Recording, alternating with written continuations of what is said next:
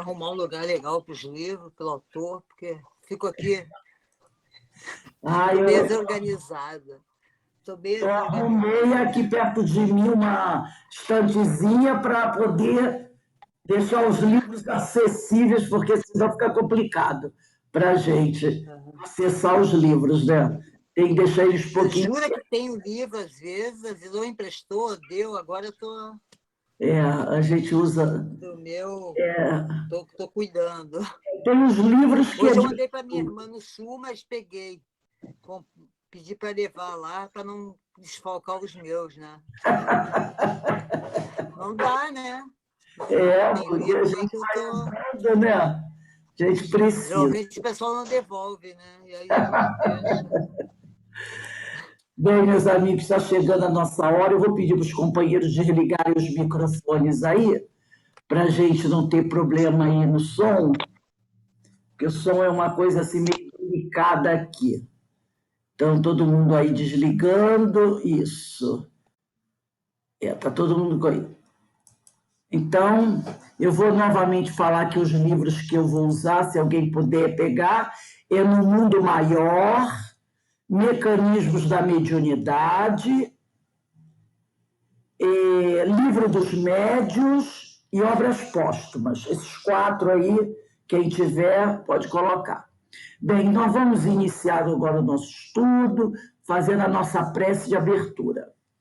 Pai amado, Pai de infinita misericórdia e justiça, estamos todos reunidos aqui na casa de Francisco de Assis, que é a Sociedade de Estudos Espíritas Francisco de Assis, para mais uma tarde de estudos, para mais uma tarde de aprendizado, e rogamos a proteção, a inspiração dos nossos amigos espirituais, da equipe de Francisco de Assis. Mas, como nos ensina Paulo, não podemos esquecer daqueles que estão sofrendo. Por isso, nesse momento, nós rogamos ao Pai a sua proteção, o seu consolo, o seu esclarecimento, a sua compaixão para com todos aqueles que se encontram, Senhor, nesse momento em sofrimento, sejam encarnados ou desencarnados, que todos possam ser amparados, Senhor, sustentados, fortalecidos. E assim, envolvidos por essas vibrações amorosas que nos cercam, vindo do coração desses amigos queridos, o Mestre Jesus, nós te pedimos a permissão para iniciarmos o nosso estudo da tarde de hoje. Graças a Deus. Bem, meus amigos, não vamos esquecer que hoje temos a nossa reunião do Setembro Verde, às 19h30. Hoje o nosso irmão Alcides Geraldo da Conceição, do Centro Espírita de Jacarepaguá, vai falar conosco sobre o reuso da água e a importância para o meio ambiente. A nossa palestra começa às 19h30, hoje, quinta-feira, dia 30 de setembro. E nesse horário, das 17 horas, nós estudamos essa obra, Diversidade dos Carismas, Teoria e Prática da Mediunidade, de Hermínio C. Miranda. Então, nós estamos estudando o item 5, que fala de comportamento padronizado, não é?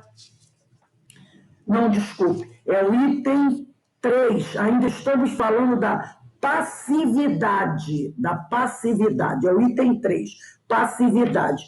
Eu vou ler um pedacinho de onde nós paramos. O Hermínio diz assim: não é uma vaga e despersonalizada entidade, uma simples abstração, mas um espírito que se manifesta. É um ser humano, isso é uma coisa que a gente nunca pode esquecer. É um ser humano sofrido, desarvorado, que está precisando falar com alguém que o ouça, que sinta seu problema pessoal, que o ajude a sair da crise em que mergulhou, que partilhe com ele suas dores, que lhe proporcione, por alguns momentos, o abrigo de um coração fraterno. Então, foi assim que nós terminamos a aula passada e vamos dar continuidade agora. O médium frio, porque ele estava falando daquele médium que estaria dando uma comunicação sem estar sentindo realmente a dor do comunicante, do espírito, né? O médium, e com todos os seus freios aplicados à manifestação, não consegue transmitir a angústia que vai naquela alma. É um bloco de gelo, através do qual não circulam as emoções do manifestante. Então, ele falando que é preciso sentir, é preciso ter empatia. Aí ele continua.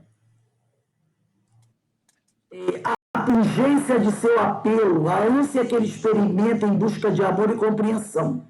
Nenhum problema é maior naquele instante para o manifestante do que o seu. Não é assim também que a gente se sente?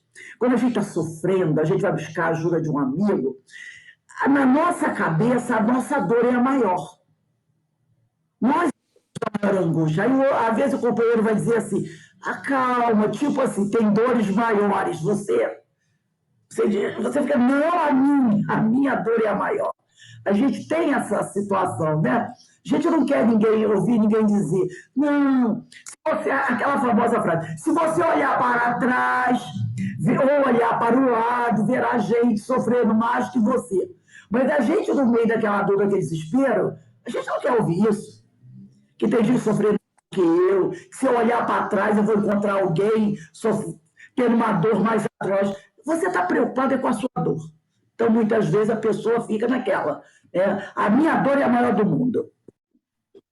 E ele diz aqui, nenhuma dor mais aguda do que a sua. Dizíamos há pouco que a médium, no caso a Regina, que é a personagem, ela tem esse nome que o Hermínio deu para ela, que a Regina, médium, permitia, e ele botou esse permitia aqui grifado, né? Pelo menos no meu texto está grifado, né? Está itado, né? Com a letra diferente, para chamar a atenção. Ela permitia que o manifestante se expressasse a seu modo, mas a rigor, ela simplesmente não sabia trabalhar de outra maneira. Então, ela tinha esse jeito de trabalhar, permitindo ao espírito colocar ali a sua dor, falar, colocar seus sentimentos, não é? E aí a entidade, quer dizer, o espírito, parecia assumir seus comandos mentais e utilizar-se com naturalidade de seu corpo físico. Então, ela tinha essa mediunidade elástica, essa elasticidade. Havia alguma ação inibidora ou controladora da parte da médium, era em nível de consciência extrafísica. Então, uma coisa aqui muito interessante. Apesar de ter pouca experiência no trabalho mediúnico, apesar de conhecer muito pouco da doutrina espírita, ela era uma médium disciplinada. Tinha essa disciplina nela, que permitia ao espírito dar a sua comunicação, expressar seus sentimentos, sem deixar que virasse bagunça, sem deixar que ele fizesse o que ele queria. Então, ela tinha essa disciplina. E aí a pessoa fica pensando, mas como? Se ela diz que há pouco tempo que ela descobriu que isso que ela sentia era problemas de mediunidade. Porque ela ficou sabendo que até então ela não entendia o porquê daquelas coisas que ela sentia. E aí alguém prestou um livro para ela, ela leu alguma coisa, e ela descobriu, esse negócio meu aqui é mediunidade.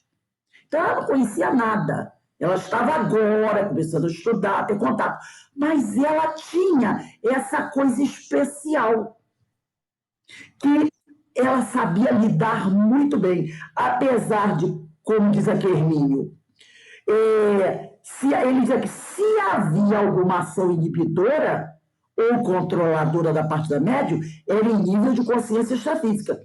E a entidade parecia assumir seus comandos mentais, quer dizer, a entidade parecia assumir os comandos mentais dela e utilizasse com naturalidade seu corpo físico, sem que ela atrapalhasse a comunicação, e não mais mantendo tudo muito bem organizado.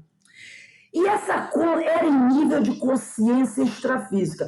Então, é uma consciência que ela tem, que vai além dessa consciência que preside aquela, né? A consciência que dá ela ideia de onde eu estou, quem eu sou, eu moro aqui, eu faço essa é a minha vida. Era uma consciência mais ampla, não é? Ele fala extrafísica, que vai além daquela encarnação. E ele continua, e certamente era isso que se dava, pois nunca houve qualquer distúrbio ou excesso nas manifestações que ocorriam por sua intermediação. Então, é para as pessoas ficarem surpresas, porque na maioria das vezes, quando um médium é inicial, ele tem uma série de dificuldades no intercâmbio, mas não era o caso dela. De onde será que vem essa consciência extrafísica que lhe permite trabalhar de uma forma tão harmoniosa, educada, disciplinada? Tem que vir de algum lugar. Então, vamos pegar aí o nosso livro, No Mundo Maior, capítulo 4. Eu vou pedir a vocês para fazer o seguinte: abram no capítulo 4. Assim que vocês abrirem o capítulo 4, pulem umas 4 folhas, mais ou menos 4 folhas. Procurem um parágrafo que começa assim: em síntese, o homem das últimas dezenas de séculos. Vê se vocês acham esse parágrafo. Pulando 4 folhas, o meu é esse aqui. Nesse aqui seria a página 57. Mas eu mandei vocês pularem 4 folhas e procurarem esse parágrafo. Em síntese, o homem das últimas dezenas de séculos. Vocês acharam? Quem achou, faz o positivo aí.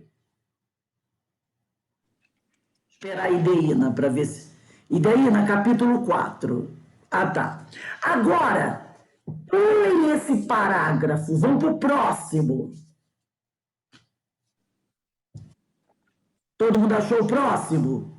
O próximo começa assim: verificou-se breve pausa, que não interrompi, considerando a inconveniência de qualquer indagação de minha parte.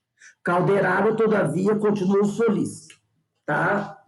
Porque a gente vai conversar aqui sobre essa questão de... Isso acontece muitas vezes com a pessoa.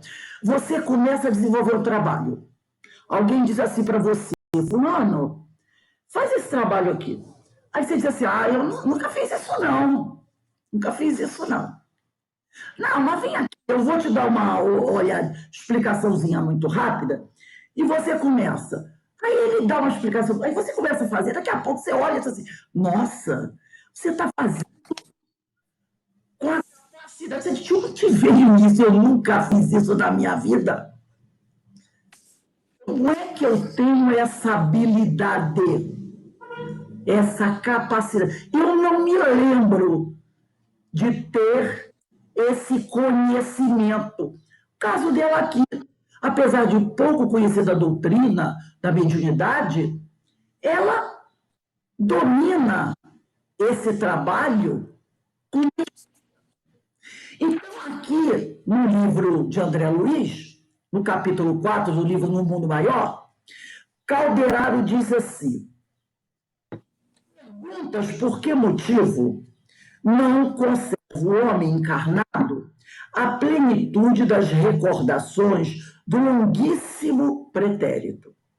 Isto é natural, em virtude da grande ascendência do corpo perispiritual sobre o mecanismo fisiológico.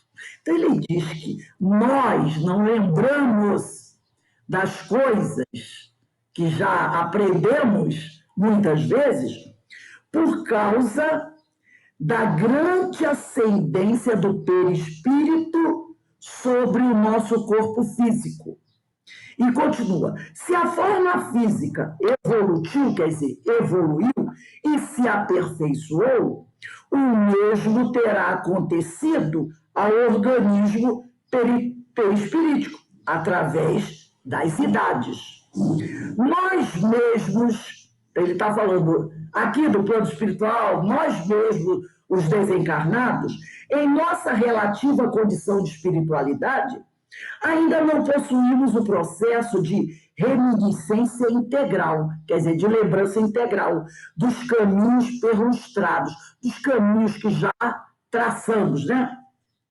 Não estamos, por enquanto, munidos de suficiente luz para descer com proveito a todos os ângulos do abismo das origens.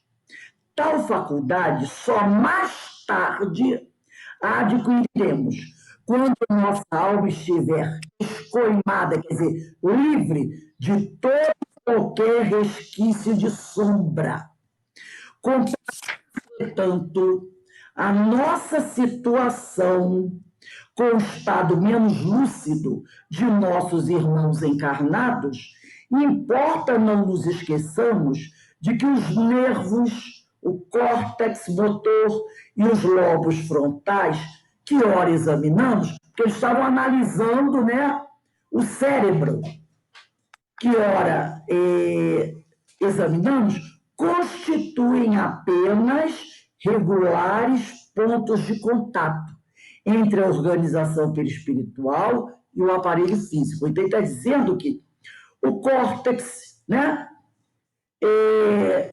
o córtex motor, os lobos frontais, constituem apenas regulares pontos de contato entre a organização perispirítica e o aparelho físico, indispensáveis, uma e outro, ao trabalho de enriquecimento e de crescimento do ser eterno. Em linguagem mais simples, são respiradouros dos impulsos, experiências e noções elevadas da personalidade real que não se extingue no túmulo e que não suportariam a carga de uma dupla vida. Então, ele diz que esses órgãos do nosso corpo físico, na realidade, eles são... tem um nome que me faltou agora. Sabe quando alguma coisa está cheia de água demais e você tem que abrir um pouquinho para esvaziar? Tem gente que fala que é o ladrão, né? É o ladrão da caixa d'água, né? Onde deixa... Quando a caixa chega num tal nível, se você não tirar um pouco, aquilo vai explodir. Aí o pessoal chega assim, tem ladrão. Quer dizer, é por onde a água, aquilo que está em excesso, vai sair para o negócio não explodir. Tanto que ele diz aqui, em linguagem mais simples, são respiradouros de impulsos, experiências e noções elevadas da personalidade real que não se extingue no túmulo e que não suportaria a carga de uma dupla vida. Quer dizer, a lembrança da vida anterior e a experiência que você está adquirindo agora. Se tudo isso vem à tona, se tudo isso fica ali muito claro, vai dar problema. Até porque nós não tivemos uma reencarnação, nem duas. São milhares. Então, quanta água tem nessa caixa? Não é? Então, continuando aqui. Em razão disso, e atendendo aos deveres impostos à consciência de vigília para os serviços de cada dia, desempenham função amortecedora, são quebra-luzes, atuando beneficamente para que a alma encarnada trabalhe e envolva. Quebra-luz é aquilo que você coloca para diminuir a claridade, né? para tirar a intensidade da luz.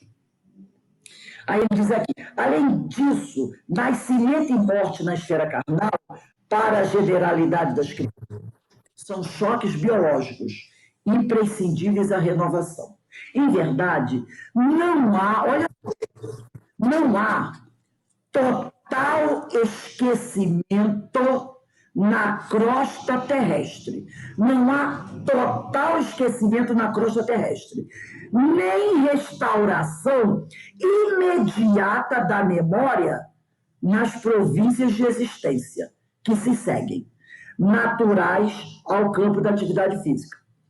Todos os homens conservam tendências e faculdades que quase equivalem à efetiva lembrança do passado. Percebeu? Todos os homens conservam tendências e faculdades que quase equivalem à efetiva lembrança do passado. Eu não lembro exatamente dos atos que eu cometi na vida passada, mas as minhas tendências e faculdades ficam muito claras dessa encarnação. E elas quase equivalem a eu lembrar do que eu fiz. Entendeu? E aí ele diz aqui, e nem todos, ao atravessarem o sepulcro, quer dizer, ao desencarnar, podem readquirir repentinamente o patrimônio de suas reminiscências.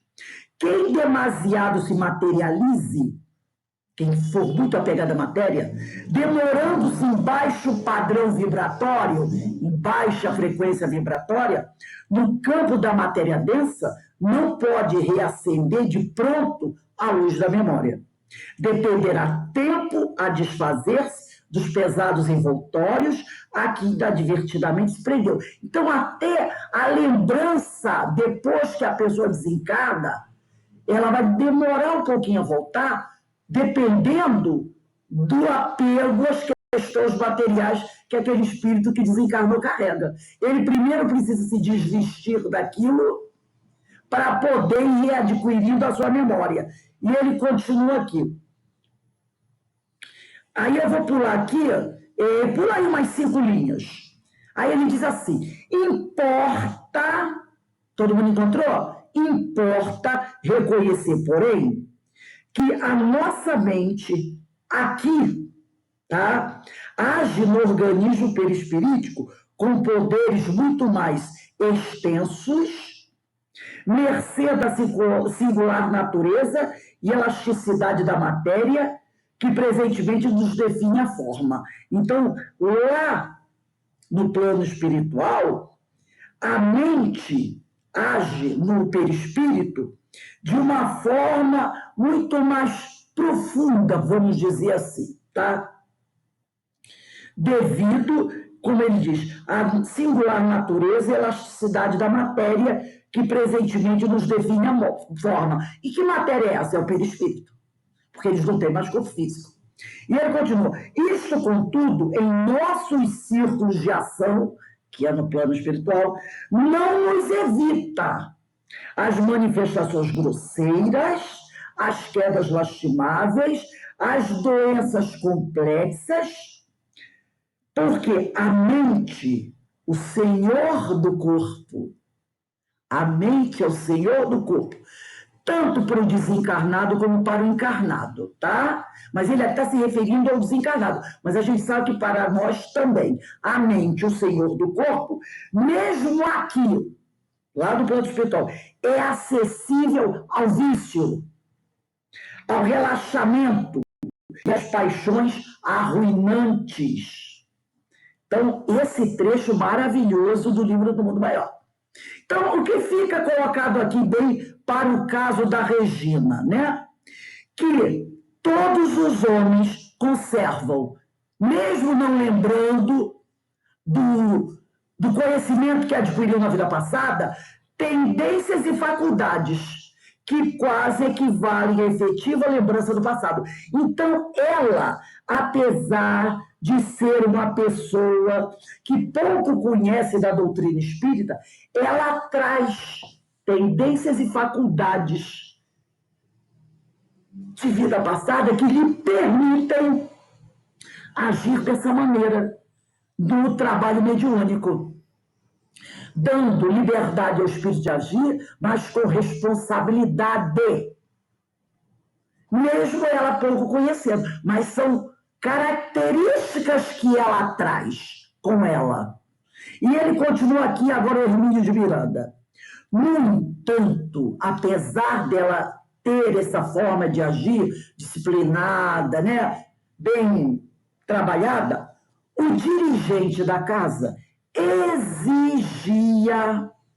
que o médium transmitisse tudo na rígida postura de um robô, que leva a palavra de um lado para outro, mas não admite que se filtrem também as emoções que elas contêm e que as impulsionam. Ele quer, assim, o texto, mas ele não quer a emoção da mensagem.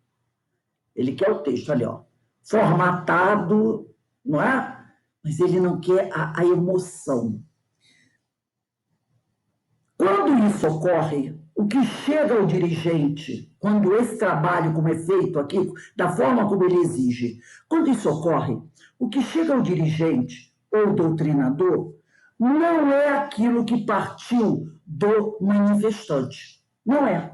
Não é aquilo que partiu do manifestante, do espírito. E sim a versão pasteurizada e impessoal, que o médium lhe transmitiu, como se fosse um mero e infiel telefone. É aquele que não consegue passar a verdadeira mensagem, né? Quer dizer, o sentimento que acompanha a mensagem.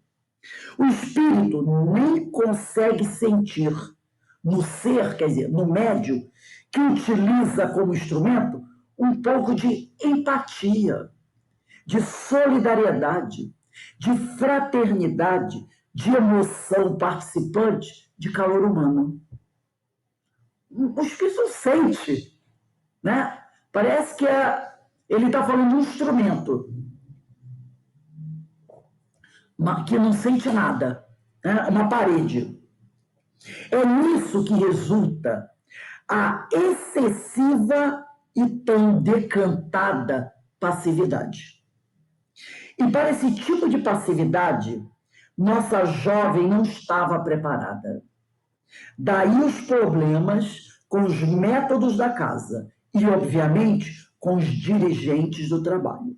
Vamos pegar agora o livro Mecanismos da Mediunidade, de André Luiz.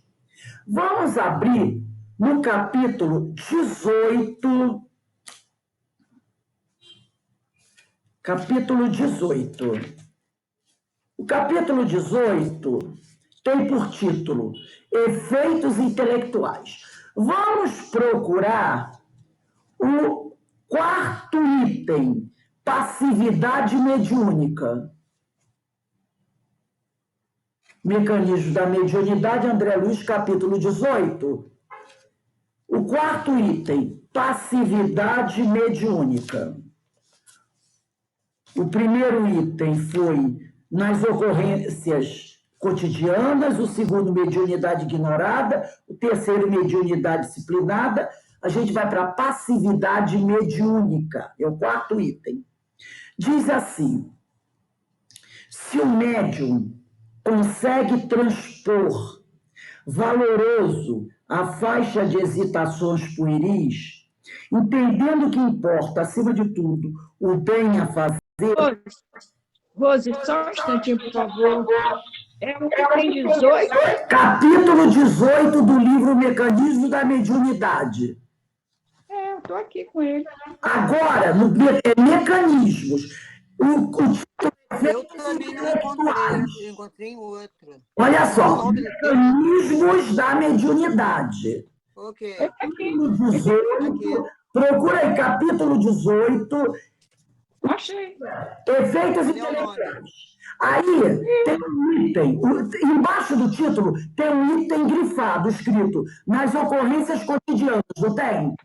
Depois Passa umas páginas, você vai achar outro. Mediunidade ignorada. Vira a folha.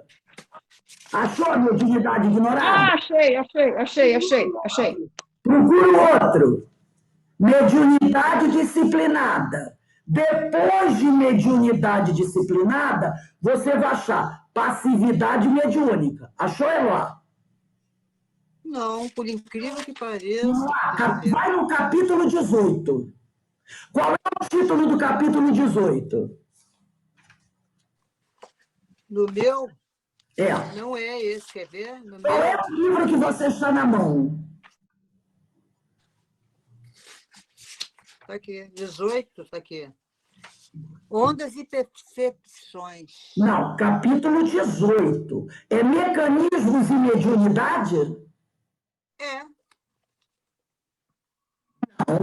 É capítulo 18, não é página 18.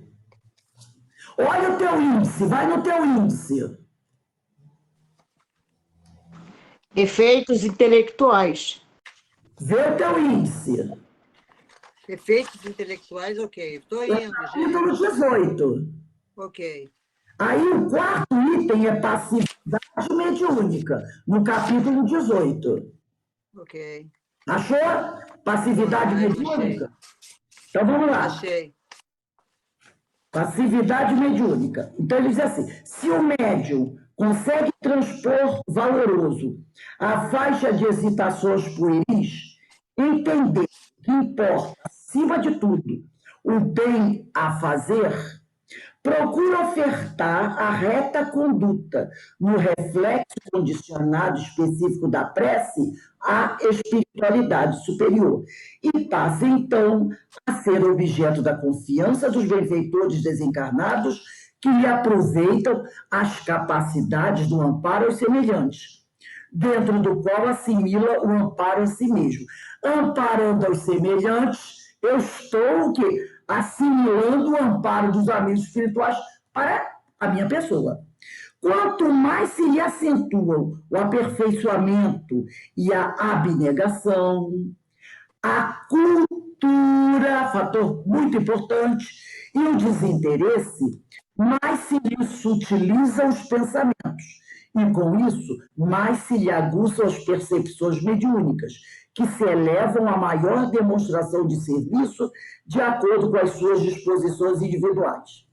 Com base no magnetismo enobrecido, os instrutores desencarnados influenciam os mecanismos do cérebro para a formação de certos fenômenos, como acontece aos musicistas que tangem as cordas do piano, na produção da melodia.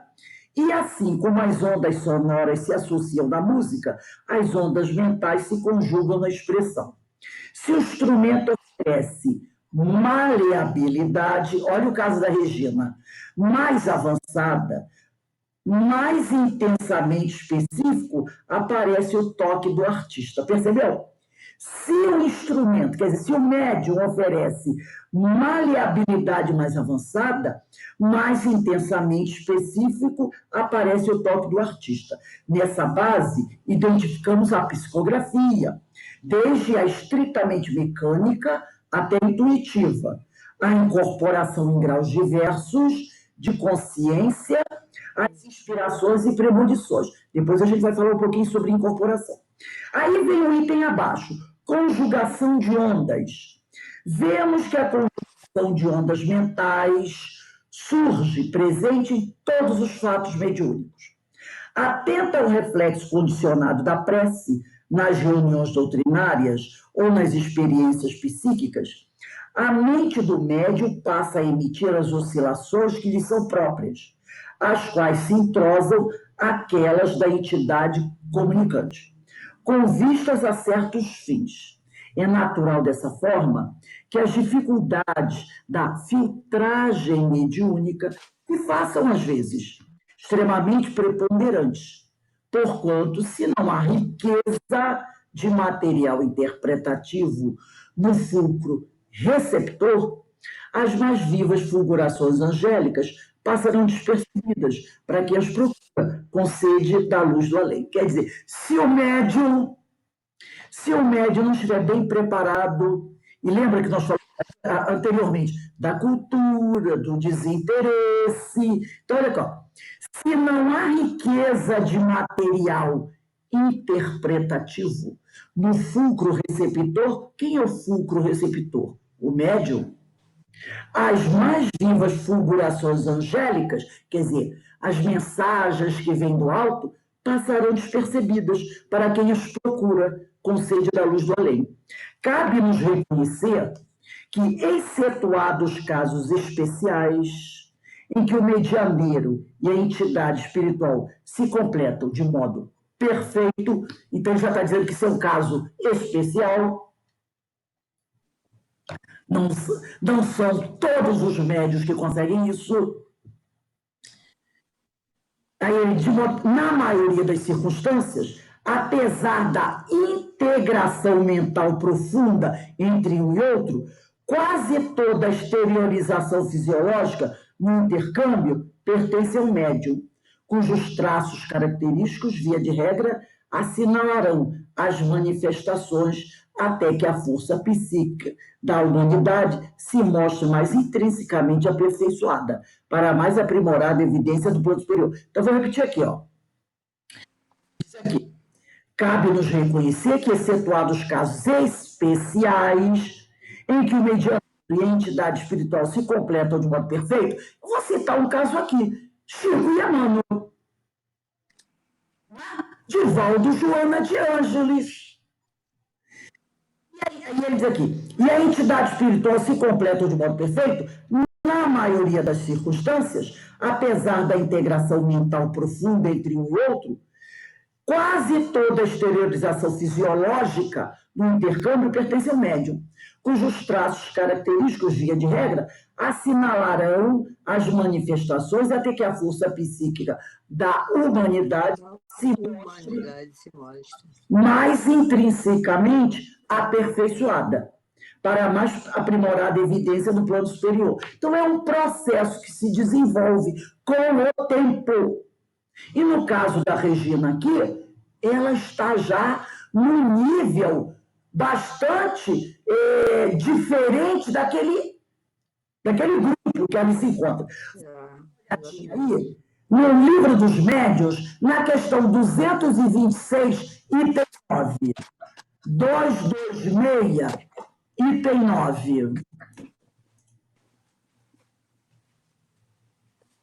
Eloá, eu vou pedir para você desligar o teu microfone, por favor. Que qualquer coisinha aqui no meu... 226, item 9. Vamos lá. Parte 2ª, capítulo 20, da influência moral do médium. É a questão 226, item 9. Diz assim, é uma pergunta. Qual o médium que se poderia qualificar de perfeito? Né? E os espíritos respondem, perfeito?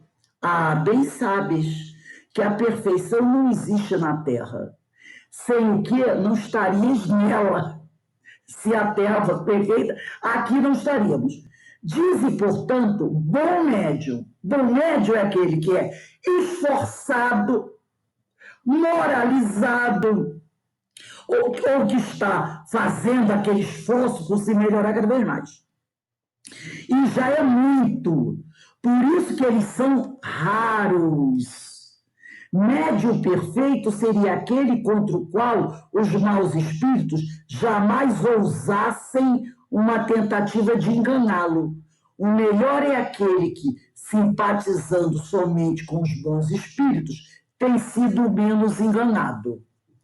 Não é? Então, eles trazem essa mensagem aqui, né, nos esclarecendo quanto a essa questão. Vamos agora continuar aqui do livro do Hermínio. Item 4. Identificações indesejáveis. Muito interessante esse trecho. Mas havia outros aspectos, como o da psicografia, por exemplo. Não somente ali, mas em outros grupos que ela iria frequentar mais tarde. Então, ele já deu spoiler aqui. Ele disse que esse problema com a psicografia que ela vai enfrentar não é só nessa casa que ela está, não. Nas outras que ela irá enfrentar no futuro, irá frequentar no futuro, ela vai encontrar o mesmo problema. Logo nos primeiros tempos de trabalho do centro, ela começou a receber textos psicografados, sem imaginar que aquilo pudesse criar-lhe alguma dificuldade. Aí ele coloca uma pergunta, né? A regra não era precisamente a de dar passividade? O espírito encerrava mensagens com a sua assinatura, procedimento naturalíssimo e rotineiro. Né? Alguém pode falar, Denise? Eu vou fechar. O meu livro fechou e eu me perdi. Pode repetir onde que nós estamos? Me perdi toda. Olha, eu estou no item 4, identificações indesejáveis. Logo depois daquele que nós estávamos lendo, é o próximo item do livro Universidade dos Carismas, tá bom? Então, ele já está dizendo que ela vai ter... Tá? E ele perguntou, a regra não era precisamente a de dar passividade?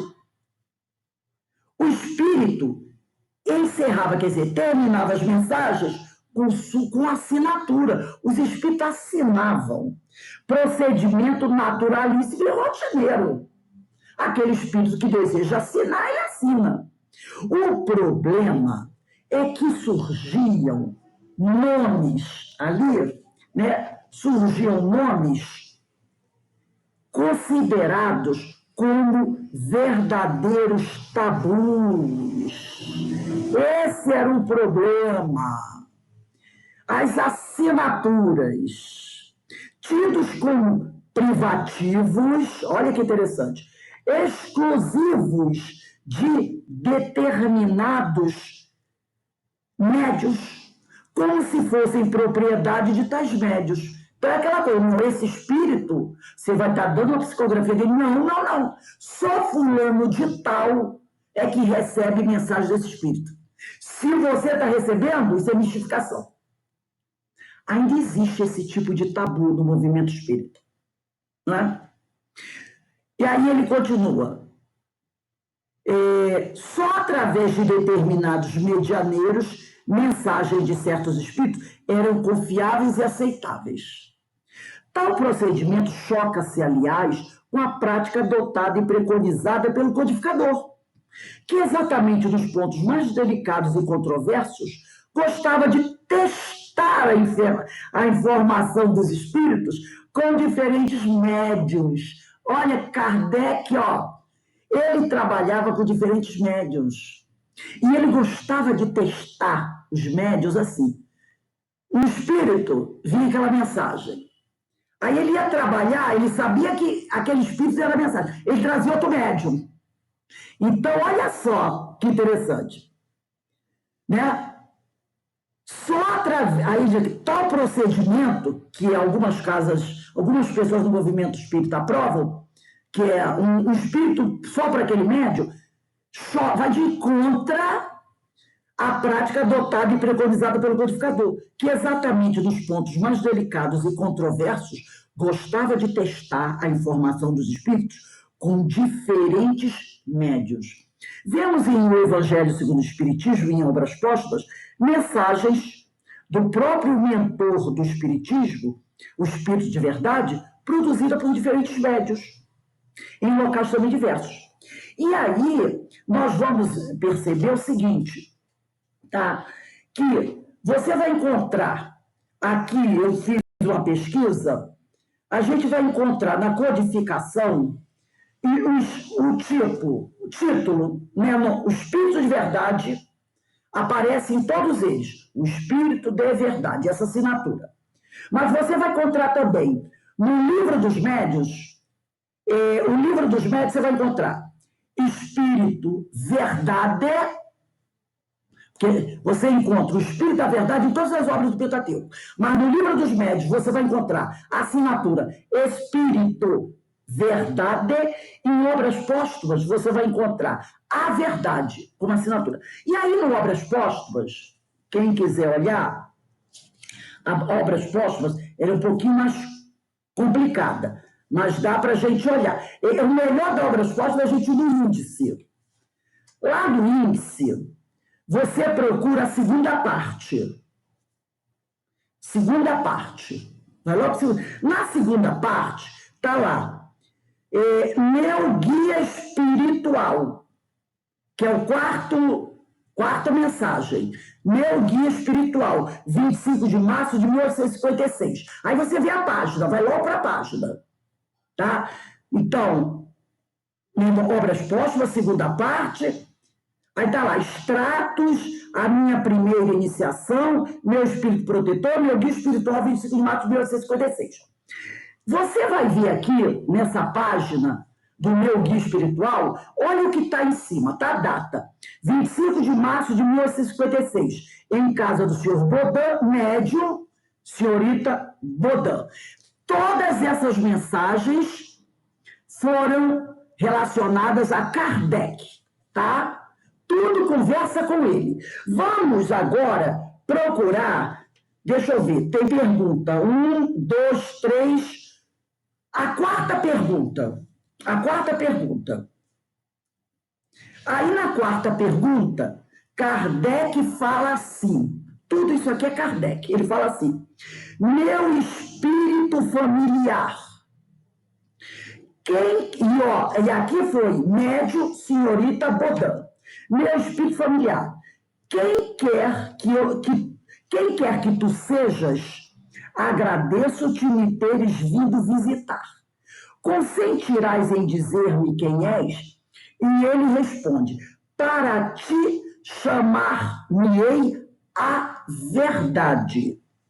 E todos os meses aqui, durante um quarto de hora, 15 minutos, não é? Quarto de hora? Estarei à tua disposição. Agora, vamos pular aí umas 4 páginas. Vamos pular, você vai lá no índice, procura assim, minha missão. Oi, pode falar. Eu estou perdida, calma, devagar um pouquinho, por favor.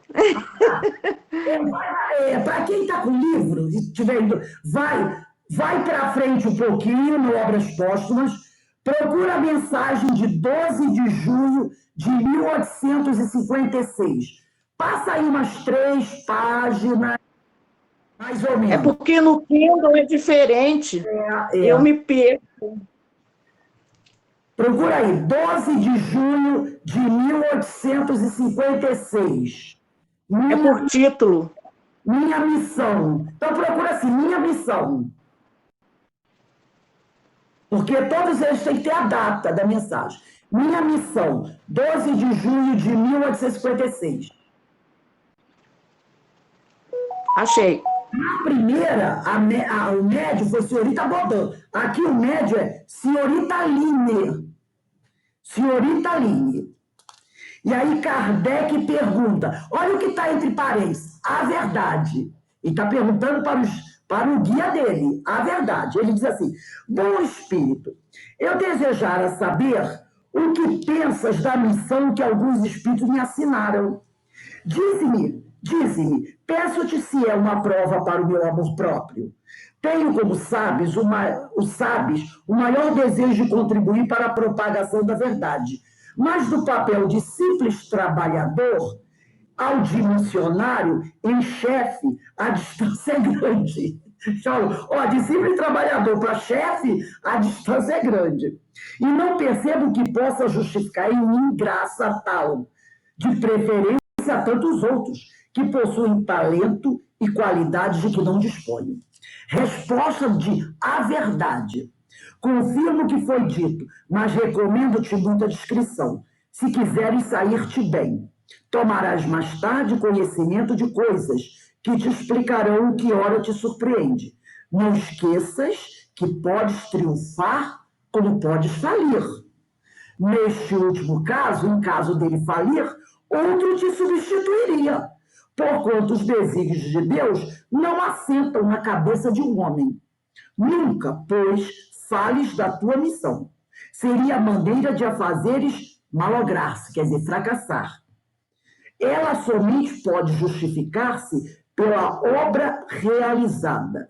E tu ainda nada fizeste. Então vai falar que tem uma missão sem antes começar o trabalho? Não é? Ele está fazendo essa observação. Seria a maneira de a fazeres malograr-se. Ela somente pode justificar-se pela obra realizada e tu ainda nada fizeste. Se a cumprires, os homens saberão reconhecê-lo cedo ou tarde, visto que pelos frutos... Lembra aí? Alguém lembra da última aula? Visto que pelos frutos, olha os frutos da figueira, sabe é que se verifica a qualidade da árvore. Agora, olha, primeira mensagem de A Verdade foi o senhorita Baudin, médium. Segunda mensagem da verdade foi a médium Aline. Agora, vamos passar algumas mensagens. Passa aí umas 6 folhas. Procura a mensagem de 24 de janeiro de 1860. Duração dos meus trabalhos. Passa aí umas 6 mensagens. Duração de meus trabalhos. Achou, Denise? Duração dos meus trabalhos. 24 de janeiro de 1860. Tudo espírito à verdade. Médium, senhora Forbes. Então, ele trabalhou todas as mensagens do espírito à verdade, que é o espírito de verdade, tá? Que é o mesmo, tá? É o espírito de verdade, é o espírito à verdade.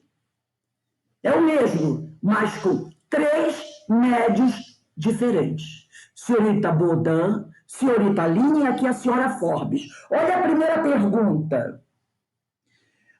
A verdade, entre aspas, para dizer que era para ele. Como é que um espírito, comunicando-se em Limoges, onde nunca fui, pode dizer precisamente o que eu pensava acerca da duração dos meus trabalhos? Né? Então, ele está perguntando para o espírito de verdade. Como é que o espírito, comunicando-se em Limoges, onde nunca fui, pode dizer precisamente o que eu pensava acerca da duração dos meus trabalhos? E o espírito responde: nós sabemos o que te resta fazer. E, por conseguinte, o tempo aproximado de que precisas para acabar a tua tarefa. É, portanto, muito natural que alguns espíritos o tenham dito em Limoges e algures, quer dizer, em outros locais, para darem uma ideia da amplitude da coisa pelo trabalho que exige. Entretanto, não é absoluto prazo de 10 anos. Olha que eles deram uma fixada no tempo, hein? Pode ser prolongado por alguns mais, em virtude de circunstâncias imprevistas, independentes da tua vontade. Então, eles deram para ele mais ou menos um período de 10 anos para ele fazer a obra, realizar a obra, e que poderiam até dar um pouquinho mais, se houvesse necessidade. O objetivo da minha leitura aqui foi mostrar que Kardec não tinha com ele essa ideia de que cada médium com seu espírito. Como na obra aqui, nessa casa espírita onde a Regina trabalha, exigem, e como alguns companheiros do movimento espírita falam: ah, não, e quem você está recebendo? Não, mas quem recebe essa mensagem desse espírito aqui é só o médium tal. Os outros não. E a gente vai ver, como disse Hermínio aqui, ele diz aqui, ó, tal procedimento que acontecia nessa casa e que acontece em algumas casas do movimento espírita, choca-se, vai de contra com a prática adotada e preconizada pelo codificador, que é Allan Kardec, que exatamente dos pontos mais delicados e controversos, gostava de testar a informação dos espíritos com diferentes médios. E nós vemos aqui 3 mensagens do espírito da verdade por 3 médios diferentes. Senhorita Baudin, senhorita Aline e senhora Forbes. Vemos em O Evangelho, segundo o Espiritismo, em obras póstumas, como nós acabamos de ver, mensagens do próprio mentor do Espiritismo, o Espírito de Verdade, que em obras póstumas aparece como a verdade, produzidos por diferentes médios em locais também diversos. Ali, naquele centro, contudo, era um Deus nos acuda, quando o manifestante encerrava sua página com certos nomes tabus, né?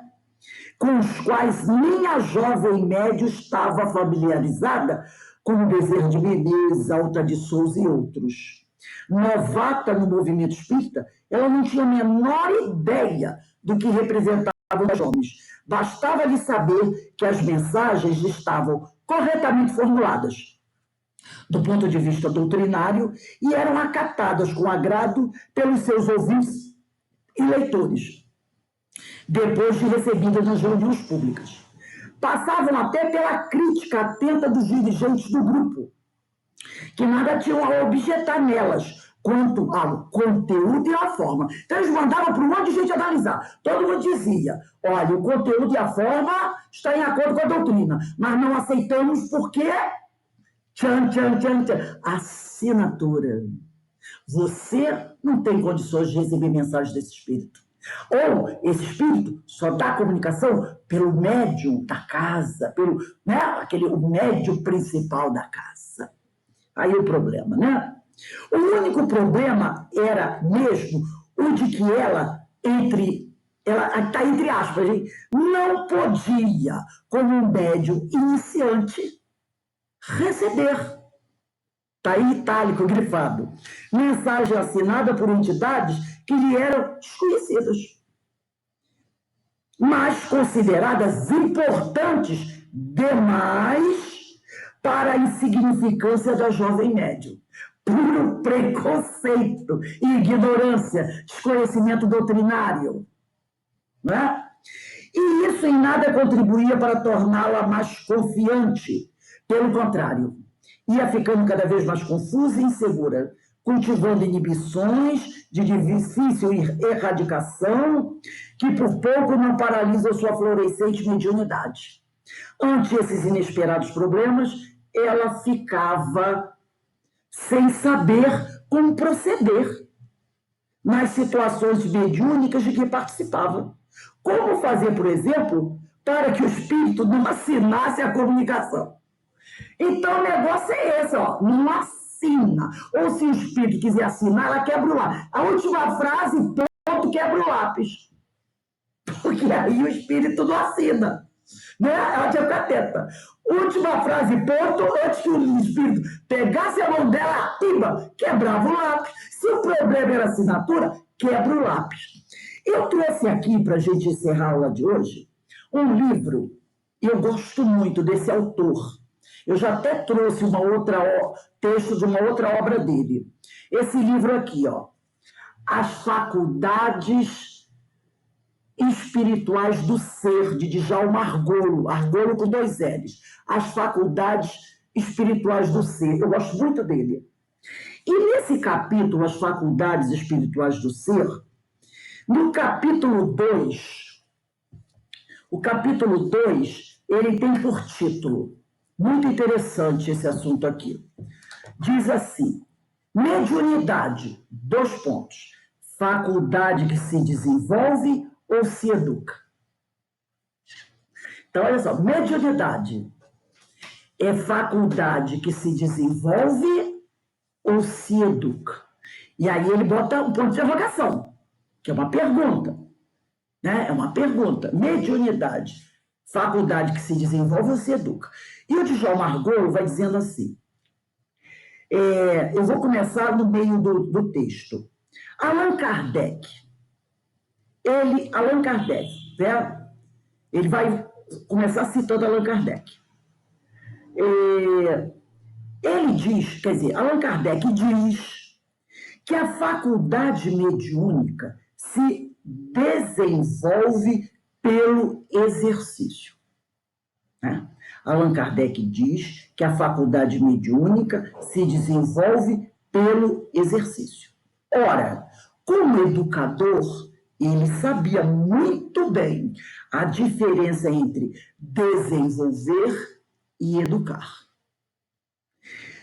Se alguém quiser estudar como é essa questão do desenvolvimento da mediunidade pelo exercício, dá uma olhadinha no capítulo 17 de O Livro dos Médiuns, que tem o seguinte título: Da Formação dos Médiuns. Tá? No capítulo 17. Dá uma estudada nesse capítulo. Mas vamos continuar aqui. É claro que, como bem estabelece Kardec, a pessoa nasce com a faculdade mediúnica. E isto é incontestável. Mas também é certo que ela não nasce pronta e acabada, já plenamente desenvolvida. É necessário que exista um investimento do médium sobre ela, quer dizer, sobre a mediunidade, para que se aprimorem e ampliem suas possibilidades. Francisco Cândido Xavier era médium desde menino, mas necessitou de continuados exercícios para que sua faculdade de psicografia atingisse o ápice. A mesma coisa com Divaldo Pereira Franco, que quando ele entrou em contato com Joana de Ângeles, ele começou a psicografar várias mensagens. Um dia, uns 2, 3 anos depois, ela virou para ele e disse assim: sabe aquelas mensagens que você guarda no baú? Joga tudo fora. Ele quase teve uma síncope. Ah, mas tem tanta coisa lá. Ela, mas não serve para nada. Aquilo era tudo um exercício. Aí ele disse assim, porque ele fazia psicografia e botava data. Eu posso guardar só a primeira de lembrança? Ela disse sim, desde que você não a publique. Porque não serve. Né? Então, eles, com Chico como Divaldo, necessitaram de continuados exercícios para o desenvolvimento da sua mediunidade pelo exercício. Aí ele continua aqui. Naturalmente que existe uma educação do médium. É a que diz respeito ao controle da faculdade. Quando ele aprende a impor limites ao espírito que se comunica, para que não ultrapasse as fronteiras da decência e da dignidade. Então, olha a pergunta desse capítulo. Mediunidade, faculdade que se desenvolve ou se educa? E Kardec diz que faculdade mediúnica se desenvolve pelo exercício. Quem se educa é o médium. É o médium, tá? E a educação é controle da faculdade para que o médium aprenda a impor limites ao espírito que se comunica, para que não ultrapasse as fronteiras da decência e da dignidade. O processo educativo diz respeito, que é a parte do médium, diz respeito igualmente ao desenvolvimento moral, para que se estabeleçam vinculações com entidades enobrecidas, evitando que as revoltadas, mistificadoras e infelizes se apropriem dos recursos mediúnicos com finalidades escusas.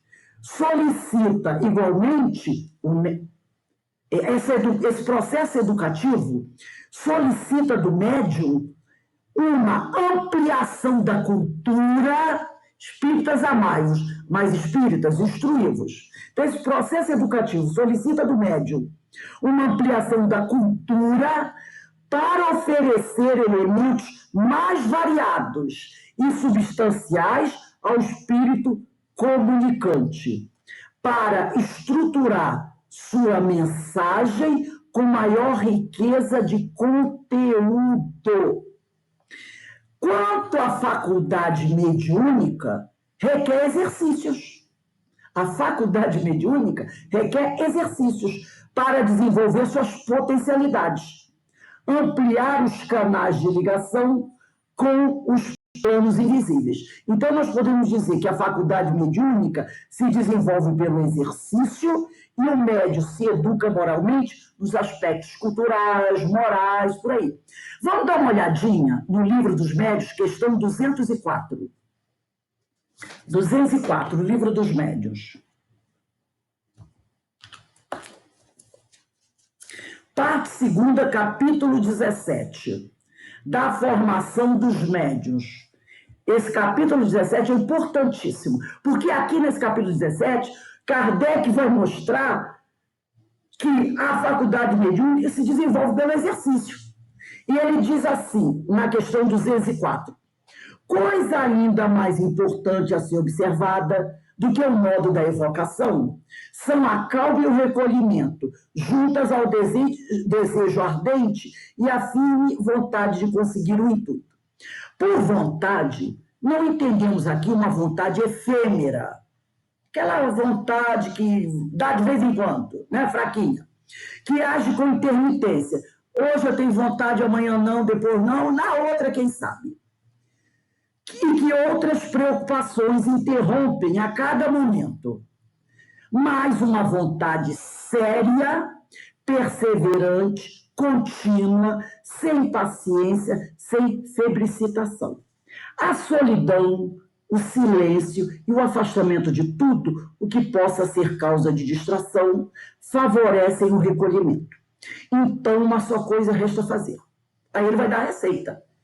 Renovar todos os dias a tentativa por 10 minutos, ou 1/4 de hora, 15 minutos, no máximo, quer dizer, ou 10 minutos ou 15 minutos, no máximo, de cada vez, durante 15 dias, 1 mês, 2 meses, e mais se for preciso. Conhecemos médiuns que só se formaram depois de 6 meses de exercício, ao passo que outros escrevem corretamente logo da primeira vez. Então, gente, a faculdade mediúnica se desenvolve pelo exercício. E não se, como o pessoal diz aqui, preciso educar minha mediunidade. Não se educa a mediunidade. Se desenvolve a mediunidade pelo exercício.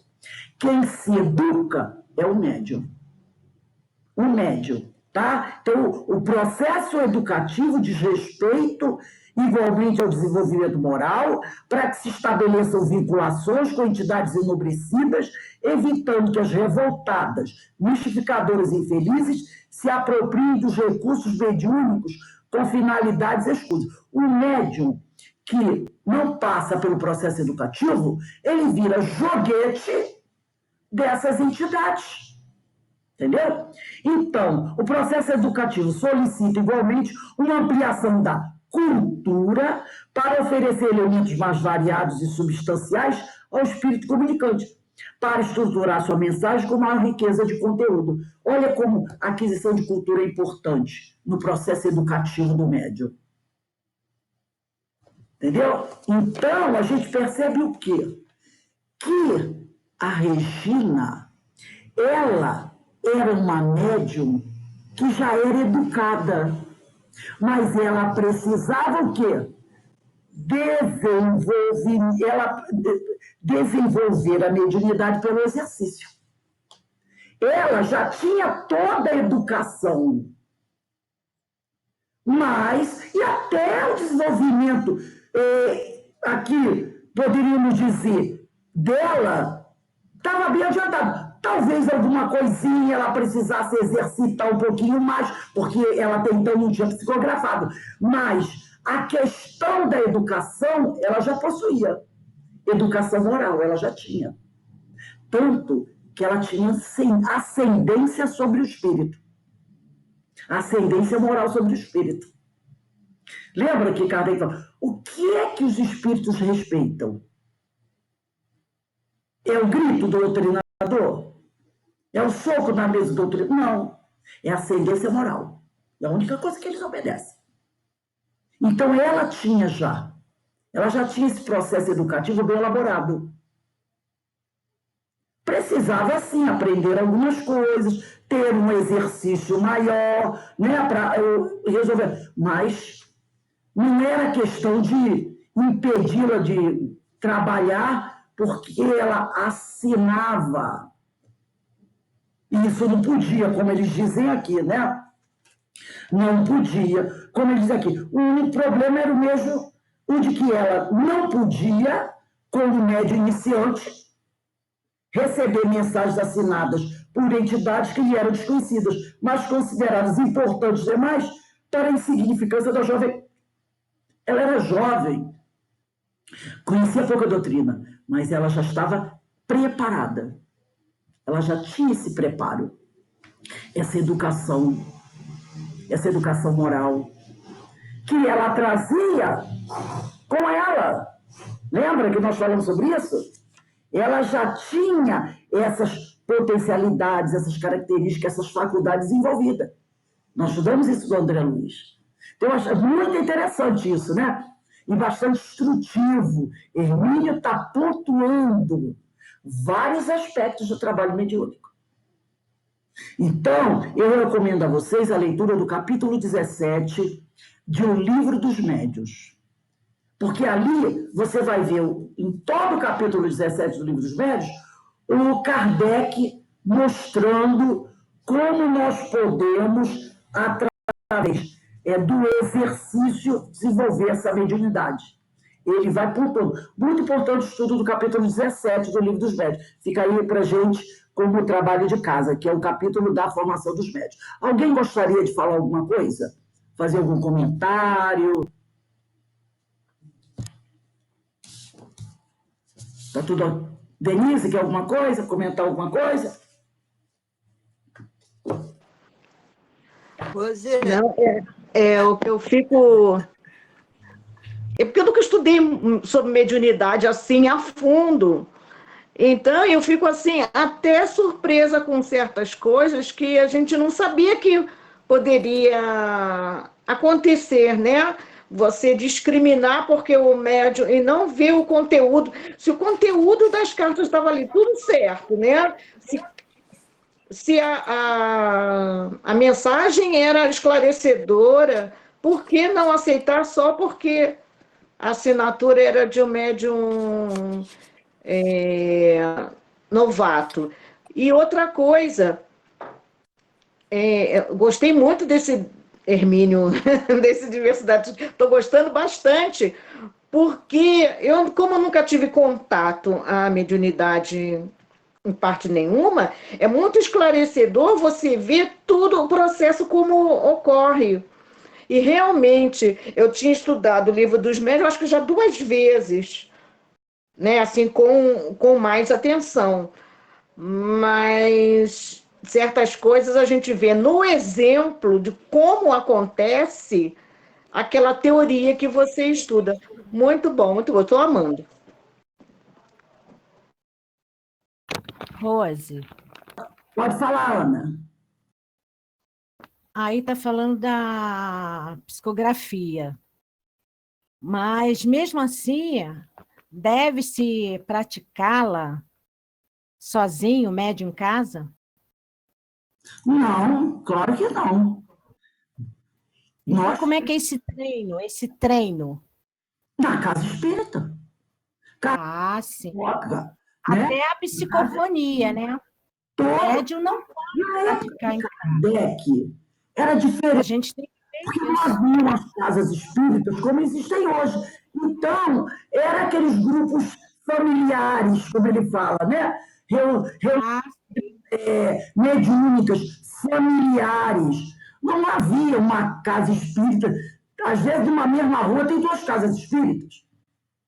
Não é? Aqui onde eu moro. Tem 2. Tem a Oswaldo Cruz e tem a nossa. E mais, naquela época, não tinha. Então, era muito comum. Né? Feita na casa, no apartamento, na casa de Kardec. Mas hoje nós sabemos que esse trabalho tem que ser realizado na casa espírita. Tá? Tem que... Nada de fazer reunião mediúnica em casa, ficar fazendo essas coisas em casa. Então, é na casa espírita, com alguém orientando. Tem que ter essa orientação. Se ele vai fazer em casa, quem vai orientar? É problema. Pois é. Então, Mas tem muita gente que não sabe, começa a fazer isso sozinho, né? E depois arruma uma obsessão muito séria, né? é tudo isso. Até o passe. Você não deve ficar dando passe em casa dos outros. Não. Não ser um atendimento fraterno em domicílio, vão 2 pessoas, não é? A não ser assim um caso extraordinário, alguém está passando mal, você não vai esperar, né? Mas assim, estou com dor de cabeça, me dá um passe. Estou com isso, me dá um passe. Então a gente tem que tomar cuidado com essas coisas, gente. Então não existe essa orientação para você fazer em casa. Vou abrir uma banquinha na minha casa, sentar lá e ficar. É na casa espírita. Esse trabalho tem que ser realizado na casa espírita.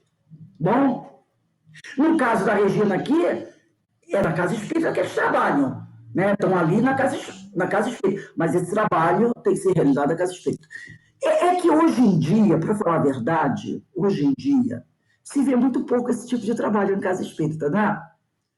Antigamente, na década de 70, 80, a gente tinha escola de aprendizes da mediunidade, tinha esse trabalho nas casas espíritas.